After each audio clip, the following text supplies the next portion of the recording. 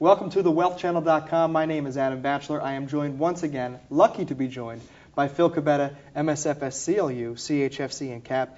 You mentioned before we got started filming sort of an interesting dynamic. And you talked about sort of a client that may not pop into people's minds, but sort of the blue-collar worker, or the family-owned business, and the impact that philanthropy can have on their plans. Yeah.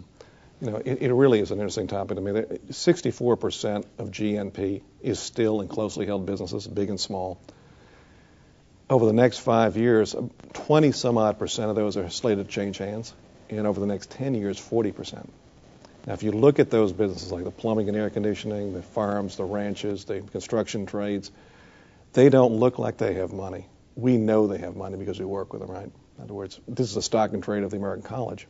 Charities don't know they have money. They don't give a lot to charity because they don't take much money out of the business.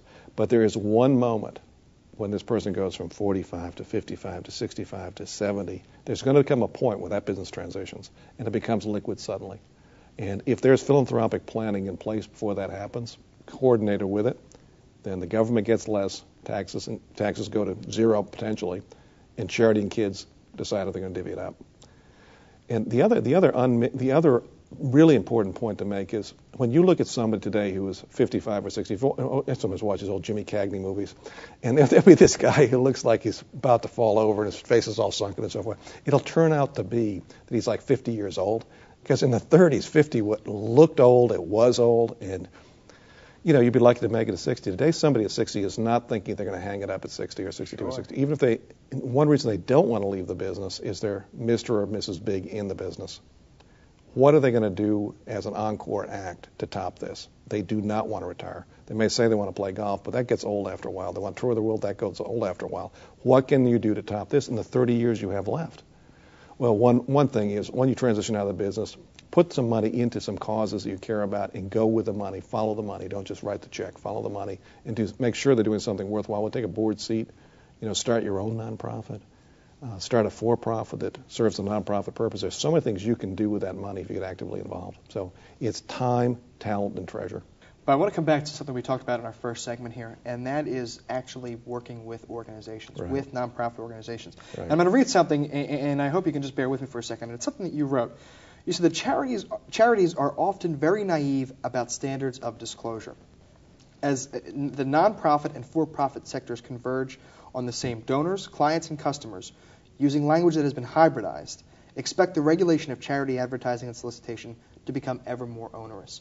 And I think that sort of speaks to something that should be scaring nonprofits and raising eyebrows on professionals who know how to deal with these things. So talk about that a little bit.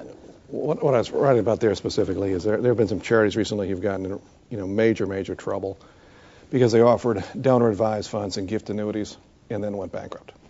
Okay, in other words, they made promises to people around money and they went bankrupt, leaving those people in some way or they're stranded. So clearly there's going to be some backlash there, right? And if you look at the way charities are around money, it's not meant to be critical. These are my friends, okay, but they're not trained in the same way a financial advisor is. We're all trained to be scared to death in terms of compliance, right? We are so concerned with even getting a syllable wrong or backward or exaggerated. We've got people poring over everything, all of our sales literature. The charities don't have that, so they can sometimes make promises that sound a little bit too good to be true. So there's some of that. I think a bigger opportunity, though, is nonprofits are just not used to working with business owners or wealthy people around money. They tend to lead with a tool or technique. They tend to go after them with, I've got an idea for you. And we all know from our own experience, those of us who have been around for a while, that doesn't work with wealthy people. You always start by talking about them first. You find a solution that fits. You don't bring the solution with you on the first interview. Nonprofits are still at the bring the solution with you phase of selling charitable tools and techniques. And you can say that sometimes it's so bad it ought to be illegal. But even in the norm, where it's good enough to pass muster in terms of a compliance viewpoint, it's not going to be very persuasive for the donor. So there really is a need, I think, and the nonprofits are increasingly aware there's a need for them to team up with qualified advisors. There is a need, and they feel the need, and I think they're feeling their way through which advisors how, and it's a very delicate dance. Can you speak to the impact that could have on someone's practice, at the risk of sounding like you're capitalizing on a nonprofit? Well, I think that what you should probably realize is you're not the first person to that dance, and the other, of the 10 people who've been there first, probably 6 or 7 did a pretty poor job and left a bad taste, and the remaining 3 are on the board. Okay. So you're walking into a politically pretty complex situation, okay? And I would make it clear when I approach a nonprofit a couple of things. First of all, I want to work with you because I believe in the cause and the mission I've given to it. In other words, there's a mission match here. I like to leverage my talent. I'm not just here because I think you work with wealthy people. I'm here because I believe in the cause. They've got to believe that, or you have not got anywhere. In other words, when you look them in the eye, they've got to see 2 hearts, not $2, or at least 1 heart and $1, but it can't be $2. They've got to think your heart's in the right place. And the evidence of that is you've been engaged with the organization for a while. So I'd start with the organization you already give to get past that objection. The other is you can't compete with other advisors in this market. You've got to collaborate because there are already advisors on the board. So you've really got to come up with a strategy for befriending, not competing. It's collaboration, not competition. And I'd also look for a somewhat unique value proposition. I think for the life insurance trained advisor, it's probably the small business owner. Because you look on the board, let's say it's Merrill Lynch and Citibank and Wachovia and so forth, they are probably not working the small business market, and you can work with those people probably more easily, okay?